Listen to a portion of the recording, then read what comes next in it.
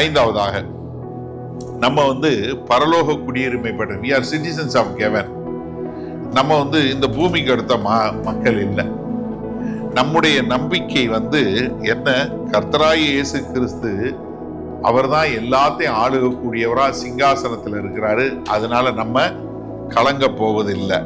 அது மாத்திரமல்ல, நம்ம சேனைகளின் தேவன் நம் பட்சத்தில் இருக்கிறாரு. அதனால நம்ம பயப்பட போறதுல தைரியமாக இருக்க போறோம்.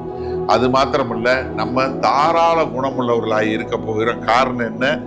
பூமியும் அது நிறைவும் நம்ம கர்த்தருக்கு சொந்தம். அதனால நம்ம கஞ்ச பிசினாரியா இருக்க போறதில்லை.